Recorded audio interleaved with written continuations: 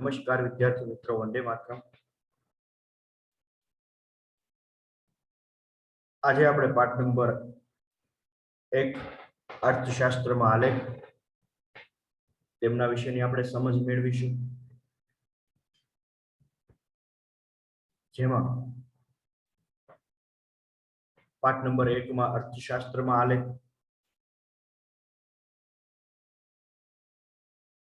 તો પાઠ નંબર 1 ની આપણે સમજ મેળવીએ પ્રસ્તાવના મુજબ। તો આપણને ખ્યાલ છે કે અર્થશાસ્ત્રમાં ઘણી બધી આંકડાકીય માહિતીઓ હોય છે। એ આંકડાકીય માહિતીઓનું વિશ્લેષણ કરવાનું હોય, જેમ કે ગરીબી, બેરોજગારીને લગતી આંકડાકીય માહિતી હોય આપણા દેશની। આ ઉપરાંત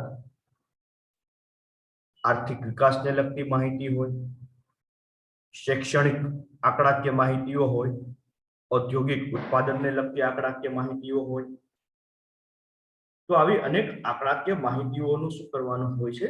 વિશ્લેષણ કરવાનું હોય છે, અભ્યાસ કરવાનો હોય છે, અને તેના ઉપરથી ચોક્કસ તારણો કાઢવાના હોય છે।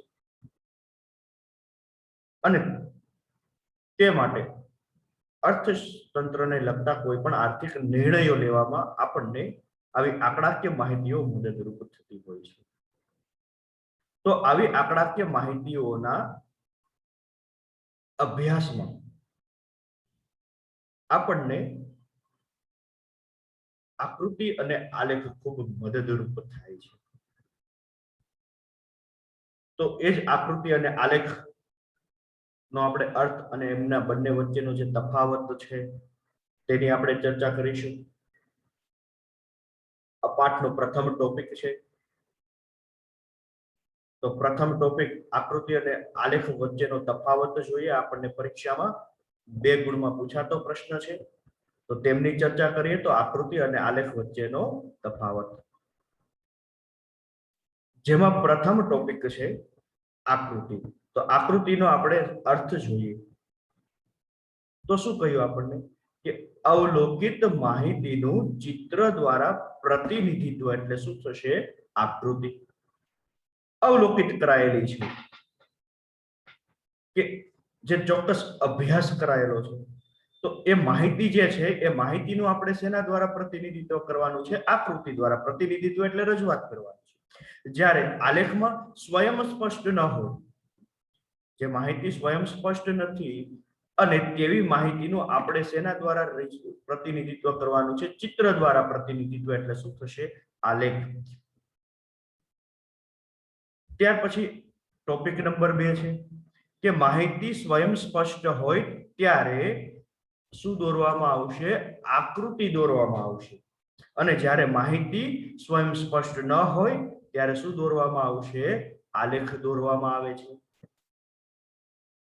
આ ઉપરાંત ટોપિક નંબર 3 કે આકૃતિ દોરવા આંકડાશાસ્ત્રનું ઊંડું જ્ઞાન હોવું જરૂરી નથી।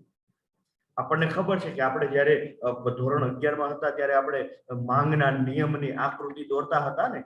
માંગનો નિયમ, માંગમાં વધારો ઘટાડો, માંગનો વિસ્તરણ સંકોચન, તો એના માટે આપણે કોઈ પણ પ્રકારના આંકડાશાસ્ત્રનું કે કોઈ પણ પ્રકારના ગાણિતિક સ્વરૂપની કોઈ જરૂરિયાત ન હતી, બરોબર? આપણે એના કોઈ સૂત્રની કોઈ પણ પ્રકારની કઈ જરૂરિયાત હતી નહીં, પરંતુ આલેખ દોરવા માટે આંકડાશાસ્ત્રનું ઊંડું જ્ઞાન હોવું કેવું છે? જરૂરી છે। કે આલેખમાં આંકડાકીય માહિતીઓનું, ખૂટતી માહિતીઓ જ્યારે આપણે આંકડાશાસ્ત્રની મદદથી શોધવી પડતી હોય, આંકડાકીય માહિતી વચ્ચેના સહસંબંધો શોધવા પડતા હોય, ટકાવારીનું સ્વરૂપ જાણવું હોય, તો ત્યારે ત્યાં આંકડાશાસ્ત્રનું જ્ઞાન આપણને હોવું કેવું છે? જરૂરી છે। નંબર 4, માહિતીને સ્પષ્ટ કરવા આંકડાશાસ્ત્રના સાધનોનો શું કરવો પડે? ઉપયોગ કરવો પડતો નથી। માહિતીને સ્પષ્ટ કરવા આંકડાશાસ્ત્રના સાધનોનો ઉપયોગ કરવો પડતો નથી, કારણ કે માહિતી પહેલેથી જ કેવી છે? સ્પષ્ટ છે। જ્યારે આલેખમાં તો માહિતીને સ્પષ્ટ કરવા આંકડાશાસ્ત્રના સાધનોનો ઉપયોગ કરવો પડે છે। આંકડાશાસ્ત્રના સાધનોનો ઉપયોગ આપણે શું કરવો પડે છે? ઉપયોગ કરવો પડે છે। કારણ કે આપણે એને માહિતીને કેવી બનાવવાની છે, સ્પષ્ટ બનાવવાની છે. ખૂટતી માહિતી આપણે આંકડાશાસ્ત્રના સાધનોની મદદથી, સાધનો એટલે કે ગણતરીની મદદથી અહીંયા આપણે આકૃતિ શું કરવાની છે, અહીંયા આપણે આંકડાકીય માહિતીને શું કરવાની છે, સ્પષ્ટ બનાવવાની છે. આ ઉપરાંત આકૃતિ દોરતી વખતે સ્કેલ માપ લેવામાં આવે છે. આકૃતિ દોરવા માટે ચોક્કસ સ્કેલ માપ લેવામાં આવે છે, જ્યારે ચોક્કસ સ્કેલ માપ વગર આલેખ દોરવો શક્ય નથી. કારણ કે આલેખ દોરવા માટે, આલેખના સ્તંભ દોરવા માટે, આલેખનો યોગ્ય કદ આપવા માટે સ્કેલ માપ ચોક્કસ હોવું જરૂરી છે. જો યોગ્ય સ્કેલ માપ નહીં હોય તો આપણી જે આલેખ છે અથવા તો આકૃતિ હોય એ યોગ્ય પ્રકારની આપણને નહીં પ્રાપ્ત થાય. માટે આકૃતિ હોય કે આલેખ હોય, સ્કેલ માપ લેવું કેવું બને છે, જરૂરી બને છે. તો ખૂબ સરળ અને સીધો તફાવત છે કે અવલોકિત માહિતીનું ચિત્ર દ્વારા પ્રતિનિધિત્વ એટલે આકૃતિ થશે, જ્યારે સ્વયં સ્પષ્ટ ના હોય તેવી માહિતીનું ચિત્ર દ્વારા પ્રતિનિધિત્વ એટલે આલેખ. માહિતી સ્વયં સ્પષ્ટ હોય ત્યારે આકૃતિ દોરવામાં આવશે, જ્યારે માહિતી સ્વયં સ્પષ્ટ ન હોય તેના માટે આલેખ દોરવામાં આવશે. આકૃતિ દોરવા આંકડાશાસ્ત્રનું ઊંડું જ્ઞાન હોવું જરૂરી નથી, જ્યારે આલેખ દોરવા આંકડાશાસ્ત્રનું જ્ઞાન હોવું જરૂરી છે. માહિતીને સ્પષ્ટ કરવા આંકડાશાસ્ત્રના સાધનોનો ઉપયોગ કરવો પડતો નથી, જ્યારે માહિતીને સ્પષ્ટ કરવા આંકડાશાસ્ત્રના સાધનોનો ઉપયોગ કરવો પડે છે. આ ઉપરાંત કે આકૃતિ દોરતી વખતે સ્કેલ માપ લેવામાં આવે છે, જ્યારે ચોક્કસ સ્કેલ માપ વગર આલેખ દોરવો શક્ય નથી. તો આ તો આપણો 2 ગુણનો પ્રશ્ન, આકૃતિ અને આલેખ વચ્ચેનો તફાવત. ત્યાર પછી આવે છે અર્થશાસ્ત્રમાં આકૃતિ અને આલેખનું શું આવશે, મહત્વ આવે છે. તો જોઈએ તો આપણને શું કહ્યું છે કે આકૃતિ અને આલેખનું અર્થશાસ્ત્ર વિષયમાં શું મહત્વ છે તેની ચર્ચા કરીએ. તો શું કહ્યું છે અહીંયા આપણે કે સામાન્ય રીતે અઘરો અને અટપટો લાગતો અર્થશાસ્ત્રનો અભ્યાસ આકૃતિ દ્વારા સરળ અને આલેખ દ્વારા વધુ સ્પષ્ટ બને છે. કેવો બને છે? વધુ સ્પષ્ટ બને છે. ખૂબ સરળ ભાષામાં કીધું કે અઘરો અને અટપટો લાગતો અભ્યાસ આકૃતિ દ્વારા કેવો બને છે? સરળ, અને આલેખ દ્વારા વધુ સ્પષ્ટ બને છે. આપણે આકૃતિની વાત કરીએ તો ઘણી બધી આપણી પાસે સિદ્ધાંતો છે અર્થશાસ્ત્રના. જેમ કે ધોરણ 11 માં આપણે શીખી ગયા હતા પુરવઠાના વિસ્તરણ સંકોચનના સિદ્ધાંતો શીખી ગયા હતા, એમના નિયમો શીખી ગયા, રાષ્ટ્રીય આવકનો ચક્રકાર પ્રવાહ શીખી ગયા, માંગની મૂલ્ય સાપેક્ષતાના પ્રકારો શીખી ગયા. તો આજે અઘરો અને અટપટો લાગતો જે અભ્યાસ હતો એ અભ્યાસને, એ માંગના વિસ્તરણ સંકોચનને જ્યારે આપણે આકૃતિમાં રજૂઆત કરતા હતા ત્યારે એને સમજવો સરળ હતો. એવી જ રીતના જ્યારે આપણી પાસે કોઈ માહિતીની આંકડાકીય માહિતી હોય, ભારતમાં છેલ્લા 5 વર્ષની 2015 થી લઈને 2020 સુધીની ગરીબીને લગતી આંકડાકીય માહિતી હોય, તો એ આંકડાકીય માહિતીનો અભ્યાસ જ્યારે આલેખ દ્વારા કરવામાં આવે છે ત્યારે એ અભ્યાસ વધુ કેવો બને છે? તો વધુ કેવો બનશે? સ્પષ્ટ બને છે. કેવો બનશે? સ્પષ્ટ બનશે. આ ઉપરાંત નંબર 2 કે અર્થતંત્રમાં આવતા કેટલાક પરિબળોના જુદા જુદા વર્ષોના વલણો સહેલાઈથી એક જ આકૃતિ અથવા તો આલેખમાં આપણે શું કરી શકીએ છીએ? જોઈ શકીએ છીએ, સમજાવી શકીએ છીએ, દર્શાવી શકીએ છીએ. આપણે કોઈ પણ શબ્દ ઉપયોગમાં લઈ શકીએ. કે અર્થતંત્રના કેટલાક પરિબળો, જેમ કે આપણે અર્થતંત્રના શિક્ષણના પરિબળની વાત કરીએ, એ શિક્ષણના પરિબળને પણ પાછા આપણે અલગ વર્ગમાં વહેંચી શકીએ ને, કે ગ્રામીણ શિક્ષણ, શહેરી શિક્ષણ, સ્ત્રી શિક્ષણ, પુરુષ શિક્ષણ. તો આજે શિક્ષણના જે પરિબળ છે તે અલગ અલગ વર્ષના વલણો, એટલે વલણ એટલે તેની સ્થિતિમાં શું આવતા રહેતા હોય? ફેરફાર આવતા રહેતા હોય. ગરીબી જેવા પરિબળોમાં અલગ અલગ વર્ષોમાં ગરીબીની સ્થિતિ પણ અલગ અલગ હોય છે. ઔદ્યોગિક ક્ષેત્રના ઉત્પાદનમાં દરેક વર્ષની જે તેની સ્થિતિ છે એ સ્થિતિ પણ કેવી હોય છે? અલગ અલગ હોય છે. તો આમ જુદા જુદા વર્ષોમાં જે કંઈ પણ ફેરફારો થતા હોય તો એ ફેરફારોની જે કંઈ પણ સ્થિતિ છે એ આપણે શું કરી શકીએ? આકૃતિ અથવા તો આલેખમાં શું કરી શકીએ છીએ? જોઈ શકીએ છીએ, સમજાવી શકીએ છીએ. આ ઉપરાંત નંબર 3 આપણને વાત કરી કે અર્થતંત્રના વિવિધ ક્ષેત્રમાં થતા ફેરફારો પણ સહેલાઈથી સમજી શકાય છે. સહેલાઈથી શું કરી શકાય છે? સમજી શકાય છે.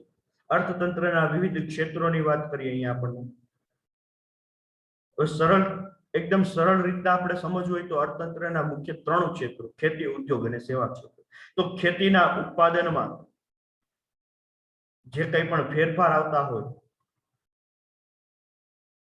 ઉદ્યોગ ક્ષેત્રમાં નાના ઉદ્યોગ, મોટા પાયાના ઉદ્યોગ એના ઉત્પાદનમાં કોઈ પણ પ્રકારના ફેરફાર આવતા હોય, સેવા ક્ષેત્રમાં રોજગારીનું પ્રમાણ આપણે જાણવું હોય, ખેતી ક્ષેત્રનો રાષ્ટ્રીય આવકમાં હિસ્સો જાણવો હોય, ઉદ્યોગ ક્ષેત્રનો રાષ્ટ્રીય આવકમાં હિસ્સો જાણવો હોય, અલગ અલગ જે વર્ષમાં જે કંઈ પણ ફેરફાર થતા હોય, તો આ જે ક્ષેત્રો છે એમાં વર્ષ દરમિયાન જે કંઈ પણ ફેરફાર થતા હોય, ઉત્પાદનમાં વધારો ઘટાડો, રાષ્ટ્રીય આવકમાં વધારો ઘટાડો, તો આવા જે ફેરફારો છે એ આપણે સહેલાઈથી આકૃતિ અથવા તો આલેખની મદદથી આપણે શું કરી શકીએ છીએ?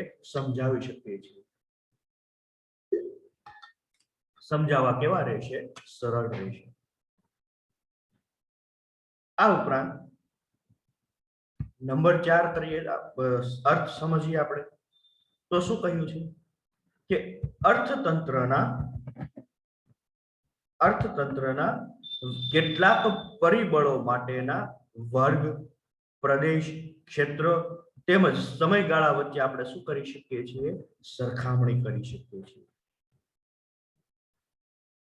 કે આપણે આલેખમાં કોઈ પણ બાબત દર્શાવી અને આપણે એમની સરખામણી કરી શકાય છે. જેમ કે ફોર એક્ઝામ્પલ તરીકે આપણે અહીંયા એક આલેખ સમજવાનો પ્રયત્ન કરીએ તો તેના ઉપરથી આપણે સમય, પ્રદેશની શું કરી શકાય? સરખામણી કરી શકાય. જો અહીંયા આપણે સમયની સરખામણી કરતી આપણને ખ્યાલ આવે છે કે અલગ અલગ વર્ષોમાં ભારતમાં વસ્તીનું પ્રમાણ આપણને અહીંયા દર્શાવેલું છે. તો આપણે સમયની સરખામણી કરીએ છીએ કે વર્ષ 1951 ની સરખામણીએ વર્ષ 1961 માં વસ્તીનું પ્રમાણ આપણને અહીં કેવું જોવા મળે છે? વધારે જોવા મળે છે.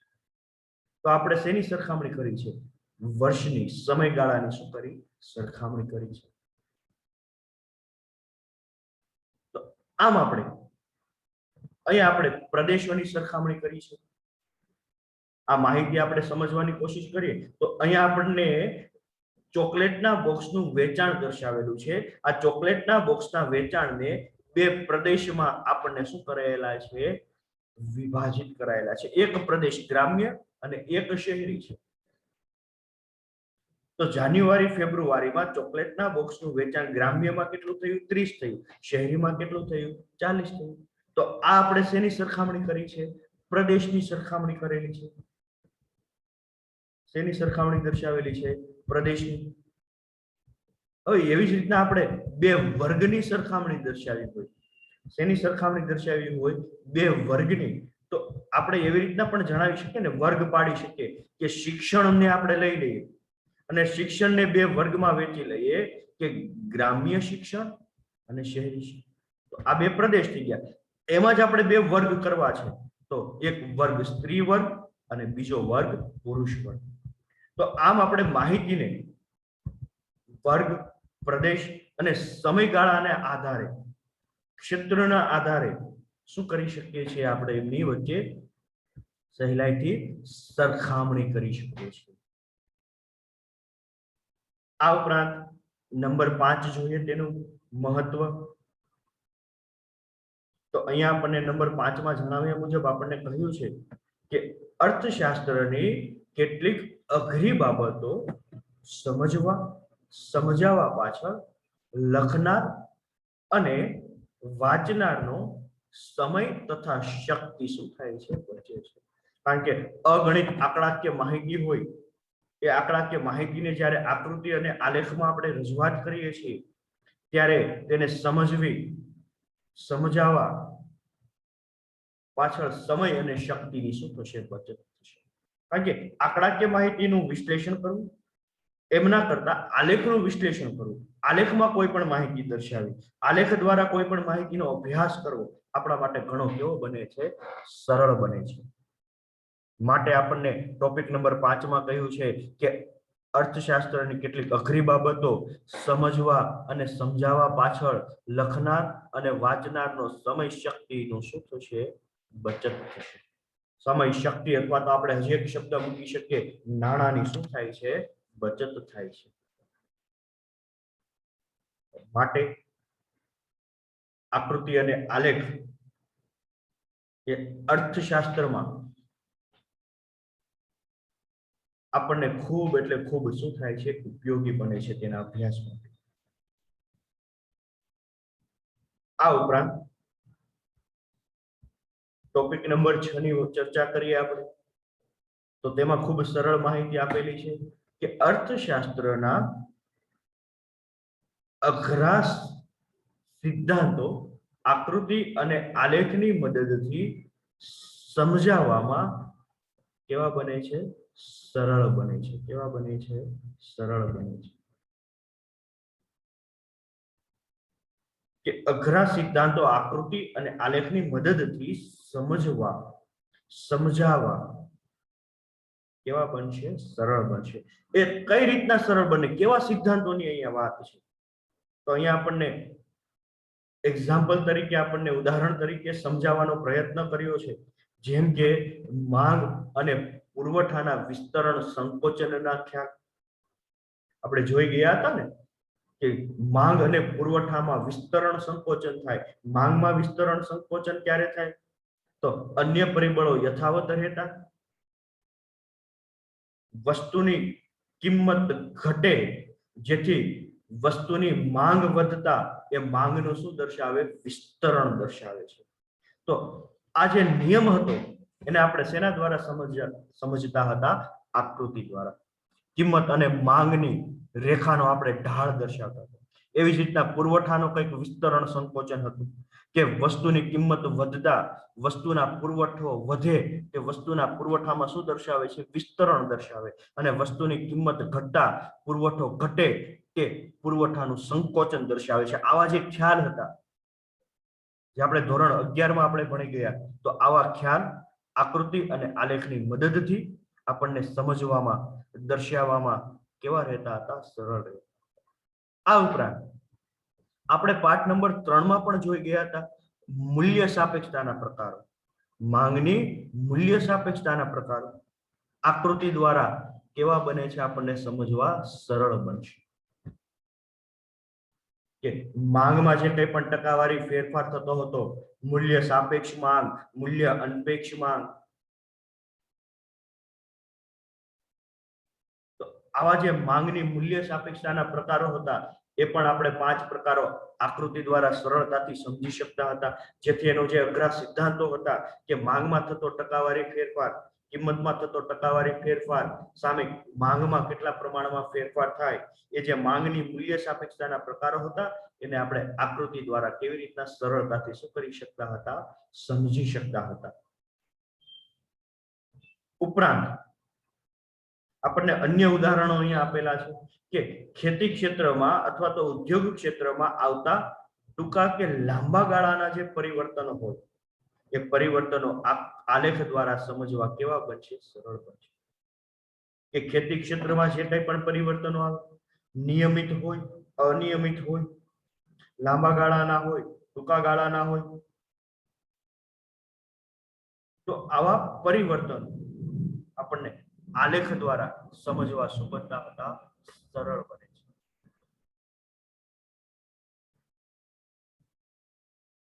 તો આમ આકૃતિ અને આલેખ એ અર્થશાસ્ત્રના અભ્યાસમાં કેવા છે, ખૂબ મહત્વના છે. એકદમ ફરી વખત ટૂંકમાં આપણે ફરી ચર્ચા કરીએ તો 3 ગુણમાં પૂછાતો મહત્વનો પ્રશ્ન, અર્થશાસ્ત્રમાં આકૃતિ અને આલેખનું મહત્વ. તો પ્રથમ ટોપિક હતો તો શું છે, આપણને અહીંયા સમજાવવાનો પ્રયત્ન કરેલો છે કે સામાન્ય રીતે અઘરો અને અટપટો લાગતો અર્થશાસ્ત્રનો અભ્યાસ આકૃતિ દ્વારા સરળ અને આલેખ દ્વારા વધુ સ્પષ્ટ બને છે. અર્થતંત્રમાં આવતા કેટલાક પરિબળોના જુદા જુદા વર્ષોના વલણો સહેલાઈથી એક જ આકૃતિ અથવા આલેખમાં શું કરી શકાય છે, જોઈ શકાય છે. નંબર 3, અર્થતંત્રના વિવિધ ક્ષેત્રમાં થતા ફેરફારો પણ સહેલાઈથી સમજી શકાય છે.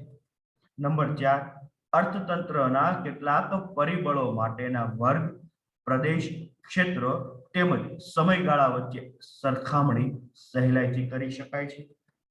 નંબર 5, અર્થશાસ્ત્રની કેટલીક અઘરી બાબતો સમજાવવા પાછળ લખનાર વાંચનારનો સમય, શક્તિ તથા નાણાંની શું થાય છે, બચત થાય છે. ઉપરાંત કહ્યું નંબર 6, અર્થશાસ્ત્રના કેટલાક અઘરા સિદ્ધાંતો આકૃતિ અને આલેખની મદદથી સમજવામાં સરળ બને છે. અને એક્ઝામ્પલ તરીકે આપણને અહીંયા શું આપેલું છે, માંગ અને પુરવઠાના વિસ્તરણ સંકોચનનો ખ્યાલ અથવા તો માંગની મૂલ્ય સાપેક્ષતાના ખ્યાલ આકૃતિ દ્વારા સરળતાથી શું કરી શકીએ છીએ, સમજી શકીએ છીએ. આકૃતિ દ્વારા સરળતાથી દર્શાવી શકાય. અને ઉપરાંત ખેતી અને ઉદ્યોગમાં આવતા ટૂંકા કે લાંબા ગાળાના જે પરિવર્તનો છે એ પણ આપણે આલેખ દ્વારા સમજવામાં કેવા રહેશે, સરળ રહેશે. તો આ હતું આકૃતિ અને આલેખનું મહત્વ. ત્યાર પછી મહત્વનો બીજો એક પ્રશ્ન છે કે આકૃતિ અને આલેખો દોરતી વખતે જે ધ્યાનમાં રાખવાની મુખ્ય બાબતો છે તેની ચર્ચા કરીએ. તો ખૂબ મહત્વનો પ્રશ્ન છે આ પણ, કે આ બાબતોને અહીંયા જે આપણને નીચે દર્શાવેલી જે બાબતો છે એ બાબતોને ધ્યાનમાં રાખીને આપણે આકૃતિ અને આલેખ શું કરવાના રહેશે, દોરવાના રહેશે, જેથી આપણો જે આકૃતિ કે આલેખ છે તે આપણે વ્યવસ્થિત અને યોગ્ય કદમાં બનાવી શકીએ. તો એ માટેના કેટલાક બાબતો અહીંયા આપણને આપેલી છે, એ બાબતોને આપણે ધ્યાનમાં રાખીશું અને એ જ બાબતોને થકી આપણે આકૃતિ અને આલેખ શું કરીશું, દોરીશું. કારણ કે આપણે આલેખ અને આકૃતિ દ્વારા વિવિધ જે માહિતી છે આપણે એમની સરખામણી કરવાની છે, આપણે એમનું વિશ્લેષણ કરવાનું છે. માટે જો આલેખ અને આકૃતિ વ્યવસ્થિત નહીં બનેલા હોય, યોગ્ય પ્રકારના નહીં બનેલા હોય, તો આપણું વિશ્લેષણ કે આપણે જે સરખામણી જે કરવાની છે એ આપણે યોગ્ય રીતના આપણે રજૂઆત નહીં કરી શકીએ. માટે તે બાબતો ધ્યાનમાં રાખવી કેવી છે, જરૂરી છે. તો એ બાબતોનો આપણે અભ્યાસ કરીએ.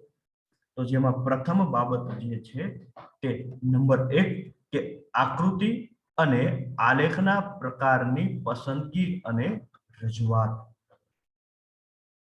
તો પ્રથમ ટોપિકમાં શું કહ્યું છે કે કોઈ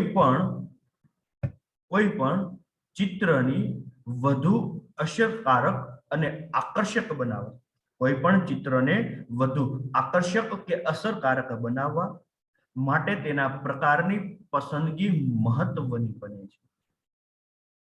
કારણ આપણને શું આપેલું છે કે કેટલીક માહિતી વિભાજિત સ્તંભ આકૃતિ તથા વૃત્તાંશ આકૃતિ બંને દ્વારા શું કરી શકાશે, રજૂ કરી શકાશે. તો આ માટે આપણે એવા પ્રકારના આલેખની પસંદગી કરવાની છે, એવી આકૃતિ પસંદગી કરવાની છે કે જે આંકડાકીય માહિતીને અનુરૂપ બંધ બેસતી બેસે. અહીંયા આજે આપણને ટોપિક પ્રથમ આપેલો છે, એક્ઝામ્પલમાં 1 ગુણનો વિકલ્પનો પ્રશ્ન છે. એક સમાન માહિતી માટે પ્રશ્ન શું બનશે કે એક સમાન માહિતી માટે નીચેનામાંથી કઈ બે આકૃતિઓનો ઉપયોગ થઈ શકે? તો કઈ બે આકૃતિઓનો ઉપયોગ થઈ શકે? વિભાજિત સ્તંભ આકૃતિ અથવા તો કઈ આકૃતિનો ઉપયોગ થઈ શકે?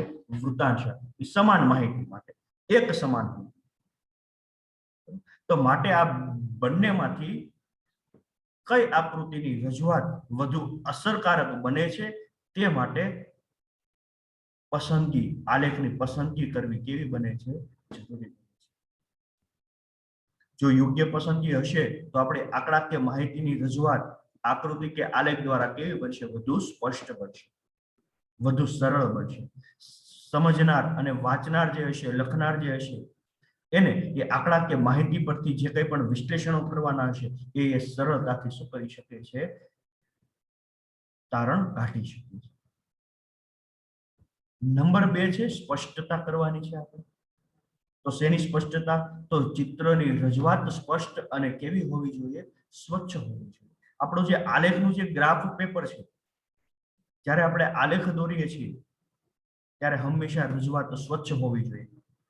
સ્તંભ જે છે એ સ્પષ્ટ તરી આવવા જોઈએ. ઘણા વિદ્યાર્થીઓના ગ્રાફ પેપર આપણે જોઈએ તો ઇરેઝરથી સાફ કરીને ગ્રાફ પેપર એટલું ગંદુ કરેલું હોય, આખું ગ્રાફ પેપર બ્લેક થઈ ગયું હોય. તો આવી અસ્પષ્ટતા ન ચાલે. માટે આલેખની રજૂઆત હંમેશા કેવી હોવી જોઈએ? સ્વચ્છ હોવી જોઈએ. આગળ જોઈએ તો આપણને કહ્યું કે વિવિધ વિભાજનો અલગ રંગ કે શેડ દ્વારા દર્શાવવા જોઈએ તથા દરેક વિભાજન દ્વારા વ્યક્ત થતી માહિતીની વિગતો શું કરવાની છે? દર્શાવવાની છે. આ ટોપિકને આપણે સમજવો હોય તો આપણે એક્ઝામ્પલ, ઉદાહરણ તરીકેનો એક આલેખ આપણે જોઈએ અહીંયા નીચે, કે જેમાં આપણને એમ કહ્યું છે કે વિવિધ વિભાજનોને અલગ અલગ રંગ અને શેડ દ્વારા શું કરવાના છે? વિભાજિત કરવાના છે. જેમ કે અહીંયા ફોર એક્ઝામ્પલ તરીકે આપણને આપણી સ્ક્રીન ઉપર દેખાઈ રહ્યો છે 5 પાસેની સ્તંભ આકૃતિ દેખાઈ રહી છે. કઈ આકૃતિ દર્શાવેલી છે? 5 પાસેની સ્તંભ આકૃતિ. તો આ 5 પાસેની સ્તંભ આકૃતિ આપણને ભારતમાં વિવિધ વસ્તીનું જે વય જૂથનું પ્રમાણ છે તે દર્શાવતો આલેખ છે. આપણને અહીં વર્ષ 2005 થી લઈ 10, 11 અને 14 નામાં 0 થી 14 વર્ષની જે વય જૂથ ધરાવતી વસ્તીનું પ્રમાણ આપણને આપેલું છે. એવી જ રીતના 15 થી 64 વર્ષની જે વય જૂથ ધરાવતી જે વસ્તીનું પ્રમાણ છે તે દર્શાવેલું છે. અને 65 થી વધુ વર્ષની ઉંમરની વ્યક્તિઓનું પ્રમાણ અહીંયા આપણને દર્શાવેલું છે. તો એક જ વર્ષ માટે 2005 માટે 3 સ્તંભ 5 પાસે દોરવાના આવશે.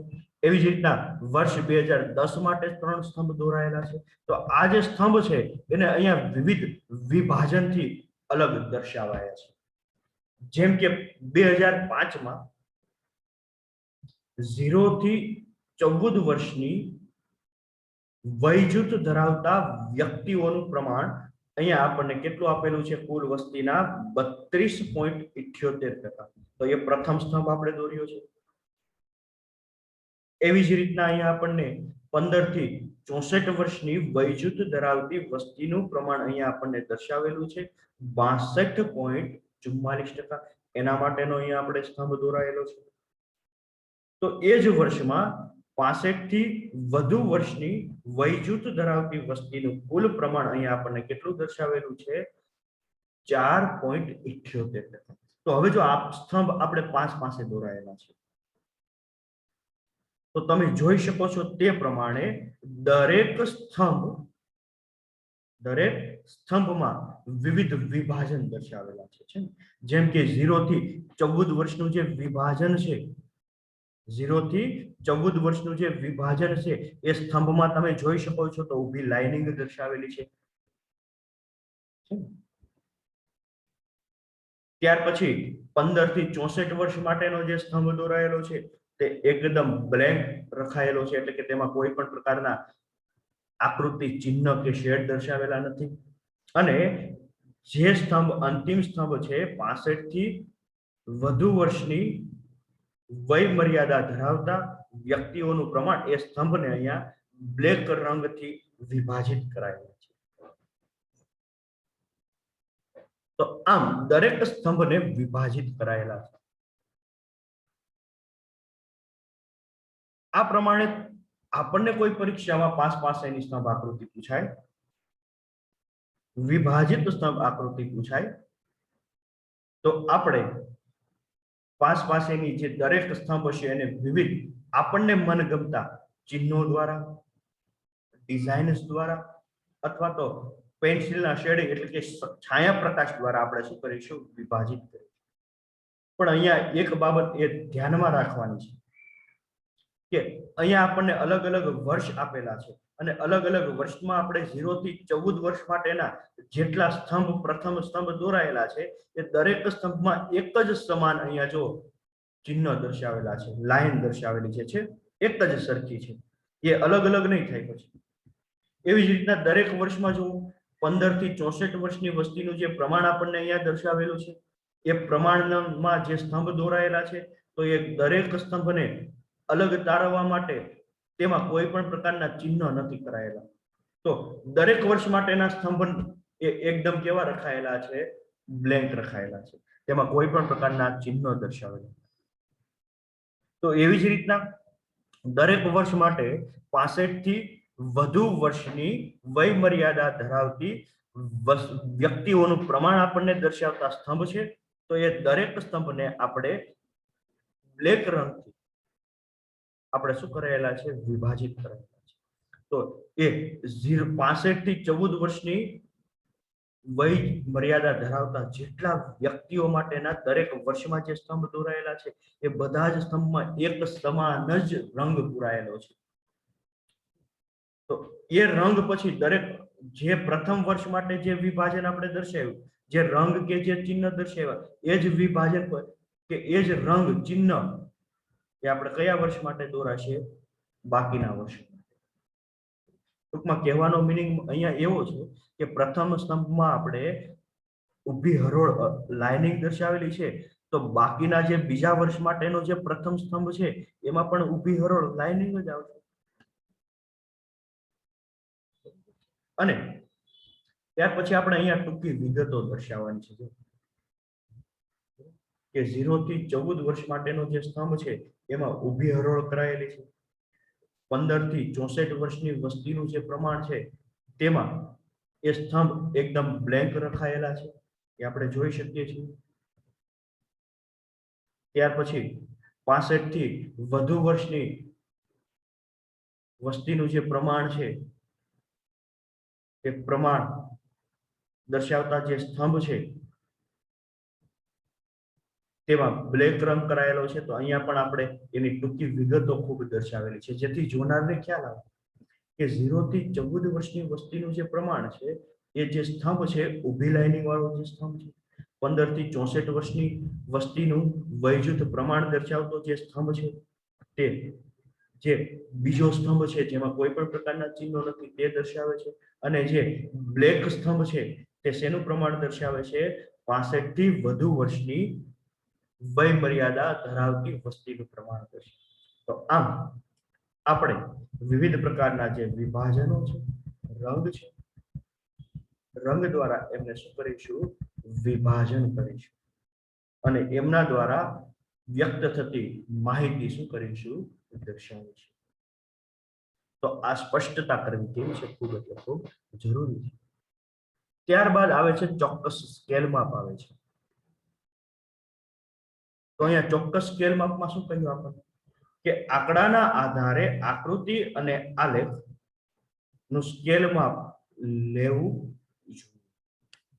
તે ચિત્ર યોગ્ય કદનું બનશે. જેથી ચિત્ર કેવું બનશે? યોગ્ય કદનું બનશે. આપણે અનેકો આલેખ જોઈએ છીએ, તો અહીંયા આપણે એક્ઝામ્પલ તરીકે આપણે આલેખ જોઈએ, અહીંયા નીચે દર્શાવેલા છે આપણે.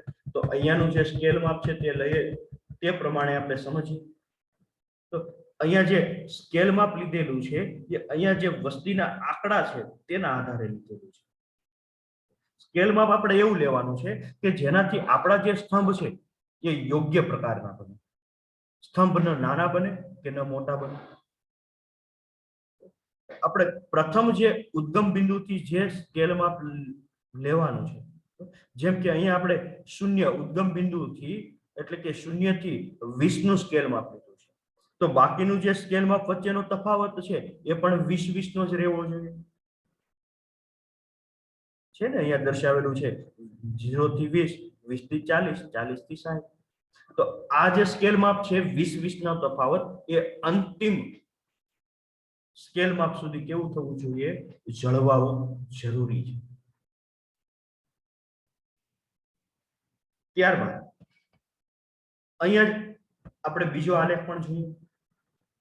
તો અહીંયા દર્શાવેલું જે સ્કેલ માપ છે તેમની વચ્ચે ઉદ્ગમ બિંદુથી શરૂઆત કરીને પ્રથમ સ્કેલ માપ કેટલાનું લીધેલું છે? 10.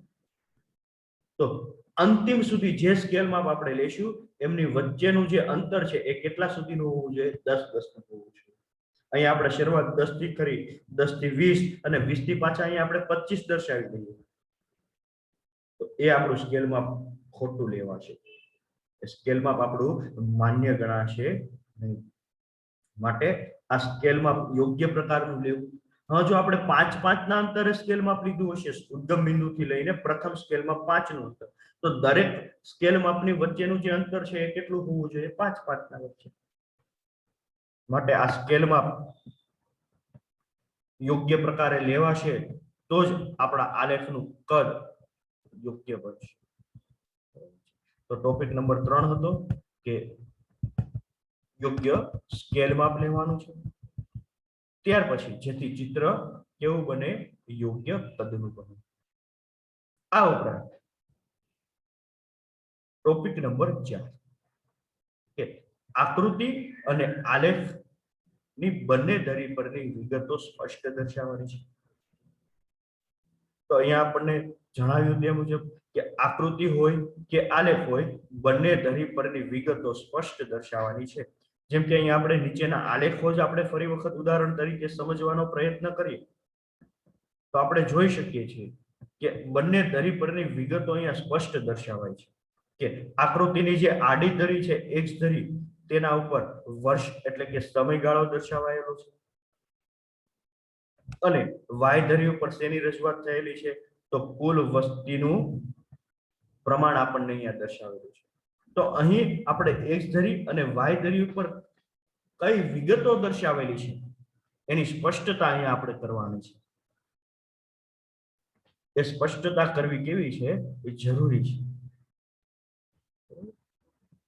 આ ઉપરાંત એવી જ રીતના આપણે નીચેનો આલેખ જોઈએ તો ત્યાં પણ આપણને ખ્યાલ આવે છે કે બંને ધરી પરની જે વિગતો છે એ આપણને સ્પષ્ટપણે જોવા મળે છે. એક ધરી ઉપર વર્ષનું પ્રમાણ અથવા તો સમયગાળો દર્શાવેલો છે અને વાય ધરી ઉપર શેનું પ્રમાણ છે? તો વાય ધરી ઉપર વય જૂથનું ટકાવારી પ્રમાણ આપણને અહીંયા દર્શાવેલું છે. તો આમ બંને ધરી પરની વિગતો આપણે શું કરીશું? સ્પષ્ટપણે દર્શાવીશું, જેથી જોનારને, સમજનારને આલેખ ની સંપૂર્ણ સમજૂતી જે છે તે આવી શકે. આ ઉપરાંત શું કહ્યું તે જોઈએ આપણે. ટોપિક નંબર 5 ઉપર જઈએ તો તેમાં દર્શાવ્યા મુજબ કે આંકડાકીય માહિતીનો સ્ત્રોત દર્શાવો. ટોપિક નંબર 5 છે. 4 નંબર આપણે જોયો કે બંને ધરી પરની વિગતો સ્પષ્ટ દર્શાવી કેવી છે? જરૂરી છે. જ્યારે ટોપિક નંબર 5 કે આકૃતિ અને આલેખ જે આંકડાકીય માહિતી માટે રજૂ કરાયા હોય તે માહિતી તથા તેનો સ્ત્રોત દર્શાવવાથી આકૃતિ કે આલેખ ની વિશ્વસનીયતા કેવી થાય છે? વધે છે. આકૃતિ અને આલેખની વિશ્વસનીયતા વધે છે અને ચિત્ર અધિકૃત બને. અધિકૃત એટલે શું? કે આપણે જે આંકડાકીય માહિતી માટે આલેખ દોરાયેલો છે એ આલેખ આંકડાકીય માહિતીને અનુસાર બંધ બેસતો બને, સુસંગત હોય. જે આંકડાકીય માહિતી આપણને દર્શાવવા માંગે છે એ જ બાબત આપણે આલેખ પરથી શું કરી શકીએ, દર્શાવી શકીએ. સ્ત્રોત એટલે બહુ સીધી અને સરળ વસ્તુ છે. સ્ત્રોત એટલે આપણને આંકડાકીય માહિતીનું આપણે પ્રાપ્તિ સ્થાન દર્શાવવાનું છે. શેનું પ્રાપ્તિ સ્થાન દર્શાવવાનું છે? આંકડાકીય માહિતી. જેમ કે આપણી પાસે જો ભારતની ખેતી વિષયક માહિતી હોય તો એ સ્ત્રોત આપણે પ્રાપ્ત કરવો હોય, એ આંકડાકીય માહિતી પ્રાપ્ત કરવી હોય તો આપણે ક્યાંથી પ્રાપ્ત કરેલી છે તે આપણે લખવાનું છે. તો આપણે વિવિધ પ્રકારની વર્ષની આંકડાકીય માહિતી મેળવવી હોય તો ભારત સરકારના કૃષિ મંત્રાલય પાસેથી આપણે મેળવી શકીએ કે ન મેળવી શકીએ? એમની જે વેબસાઇટ હોય, એમની જે વેબસાઇટ છે તેના ઉપરથી આપણે મેળવી શકીએ છીએ. તો આપણે ત્યાં લખી શકીએ કે ન લખી શકીએ સ્ત્રોત તરીકે કે ભારત સરકારના કૃષિ મંત્રાલયની વેબસાઇટ, એ આપણે શું થયું? સ્ત્રોત થયું. આપણે વિવિધ પ્રકારની આરબીઆઈની લોનની વ્યાજ દરની માહિતી મેળવવી તો આપણે સ્ત્રોત તરીકે શું લખી શકીએ? આરબીઆઈની વેબસાઇટ પરથી. કારણ કે લોનના વ્યાજ દરો સંપૂર્ણ દેશમાં નક્કી કરનાર કોણ છે? આરબીઆઈ છે. તો ત્યાંથી પ્રાપ્ત કરેલી માહિતી વિશ્વસનીય છે, સાચી માહિતી છે. તો આપણે સ્ત્રોત તરીકે લખી શકીએ ને કે આરબીઆઈની વેબસાઇટ પર. એવી જ રીતના આપણે ભારતના અંદાજપત્રની માહિતી મેળવવી છે તો આપણે શું લખી શકીએ સ્ત્રોત તરીકે? ભારત સરકારના નાણાં મંત્રાલય પાસે. ખ્યાલ આવે છે? તો આમ વિવિધ પ્રકારના સ્ત્રોત આપણે શું કરવાના છે? દર્શાવવાના છે. એટલે કે માહિતી, આંકડાકીય માહિતીનું જે પ્રાપ્તિ સ્થાન છે એ આપણે શું કરવાનું છે? દર્શાવવાનું છે. જેમ કે અહીંયા આપણને સ્ત્રોત તરીકે દર્શાવેલું છે કે વસ્તી ગણતરી 2011, વસ્તી ગણતરી 2011. એવી જ રીતના અહીંયા આપણને પણ એ જ દર્શાવેલું છે કે સ્ત્રોત તરીકે વસ્તી ગણતરી, ભારતની વસ્તી ગણતરી 2011 પરથી આ આંકડાકીય માહિતી આપણે દર્શાવેલી છે. તો આમ સ્ત્રોત લખાયેલો છે કે નથી? જો આ સ્ત્રોત કાલ્પનિક છે, કલ્પના કરાયેલો છે, સાચો નથી, એથી પ્રાપ્ત કરાયેલો નથી. આપણી વૈચારિક શક્તિ પ્રમાણે આપણે આ આંકડાકીય માહિતીઓ કલ્પના આધારિત બનાવેલી છે. એટલે કે આપણને જો કોઈ પણ પ્રકારે આંકડાકીય માહિતીઓ આપણે આપણી મુજબ બનાવેલી છે, બરોબર, તો ત્યાં સ્ત્રોત તરીકે આપણે શું લખ્યું? કાલ્પનિક લખીશું. શું લખીશું? કાલ્પનિક.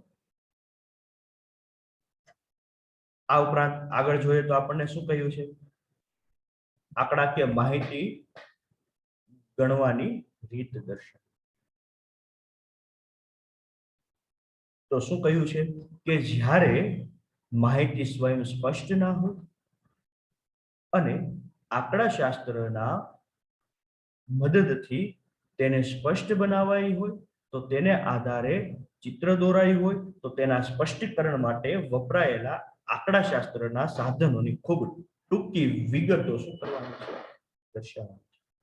ટૂંકમાં આપણે જ્યારે માહિતીને સ્પષ્ટ કરીએ છીએ અને એ સ્પષ્ટ માટે વપરાયેલા સાધનો એટલે કે જે ગણતરી કરાઈ હોય, માહિતી કઈ રીતના સ્પષ્ટ કરાયેલી છે, ખૂટતી માહિતી કઈ રીતના પ્રાપ્ત કરેલી છે, સહસંબંધ કઈ રીતના જાણેલો છે, ટકાવારીનું પ્રમાણ કઈ રીતના આપણે શોધ્યું છે, તો એ કંઈ પણ આપણે ગણતરી હોય, આંકડાશાસ્ત્ર દ્વારા જે કંઈ પણ આપણે ગણતરી દર્શાવેલી છે એ ગણતરીની ખૂબ ટૂંકી વિગતો આપણે શું કરવાની છે? અહીંયા દર્શાવવાની છે. ખૂબ ટૂંકી વિગતો અહીંયા આપણે રજૂઆત કરવાની છે. જેમ કે અહીંયા એક્ઝામ્પલ તરીકે આપણે વૃતાંશ આકૃતિ જોઈએ તો અહીંયા વૃતાંશ આકૃતિમાં વર્તુળનો આપણે શું શોધવાનો હોય? અંશ શોધવાનો હોય. શું શોધવો પડે? અંશ. તો એ અંશ શોધવા માટે આપણે જે ગણતરી કરેલી હોય એ ગણતરી આપણે શું કરવી પડે છે? દર્શાવવી પડે છે. જેમ કે વૃતાંશ શોધવાનું સૂત્ર આપણને અહીંયા આપેલું છે, બરોબર, તો એમના આધારે અહીંયા આપણે ગણતરીની ખૂબ ટૂંકી વિગતો દર્શાવેલી છે કે આ માહિતીના આધારે એક વિદ્યાર્થીઓનો ખર્ચ અહીંયા આપણને આપેલો છે. તો આ આંકડાકીય માહિતીના આધારે, બરોબર, અહીંયા આપણે શું શોધાયેલું છે? વર્તુળના અંશ શોધાયેલા છે, બરોબર. તો એ વર્તુળના અંશ ની અહીંયા ખૂબ ટૂંકી વિગતો આપણે શું કરાયેલી છે, દર્શાવાઈ છે. તો આમ આવી જે કંઈ પણ ગણતરી આપણે કરવાની હશે, માહિતીને સ્પષ્ટ કરવા, તો એ ગણતરીની ખૂબ ટૂંકી વિગતો આપણે શું કરવાની રહેશે, દર્શાવવાની રહેશે. તો આ હતા આકૃતિ અને આલેખ દોરતી વખતે જે ધ્યાનમાં રાખવાની જે બાબતો છે તેની ચર્ચા કરી. ખૂબ સરળ અને 6 ટોપિક. કે પ્રથમ કહ્યું હતું કે આકૃતિ અને આલેખના પ્રકારની પસંદગી અને રજૂઆત. નંબર 2 ની વાત કરી તો સ્પષ્ટતા હોવી જોઈએ, ચિત્ર કેવું હોવું જોઈએ, સ્વચ્છ હોવું જોઈએ. વિવિધ વિભાજનો ને અલગ રંગ અથવા તો શેડ દ્વારા દર્શાવવાના છે અને દરેક વિભાજન દ્વારા વ્યક્ત થતી ટૂંકી માહિતી દર્શાવવાની. ચોક્કસ સ્કેલમાં તો કે આંકડાના આધારે આકૃતિ કે આલેખનું સ્કેલ માપ લેવું, જેથી ચિત્ર કેવું બનશે, યોગ્ય કરવું. નંબર 4, આકૃતિ કે આલેખની બંને ધરી પરની વિગતો સ્પષ્ટ દર્શાવે અને આકૃતિ હોય કે આલેખ તેની બંને ધરી પરની વિગતો શું કરવાની છે, આપણે સ્પષ્ટ દર્શાવવાની છે. નંબર 6 કે આંકડાકીય નંબર 5 આંકડાકીય માહિતીનો આપણે શું લખવાનું છે, સ્ત્રોત લખવાનો છે. આંકડાકીય માહિતીનું આપણે પ્રાપ્તિ સ્થાન લખવાનું છે. અને નંબર 6 ગણતરી માટે વપરાયેલા આંકડાશાસ્ત્રના જે સાધનો હોય અને એ સ્પષ્ટતા માટે જે સાધનોનો ઉપયોગ થયો છે તેની આપણે ખૂબ ટૂંકી વિગતો આપણે શું કરવાની છે, અહીં દર્શાવવાની છે.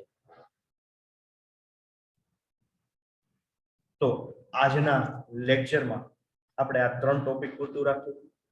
3 ટોપિકો આપણે જોયા: આકૃતિ આલેખ વચ્ચેનો તફાવત, આલેખનું મહત્વ અને આલેખ દોરતી વખતે ધ્યાનમાં રાખવાની બાબત.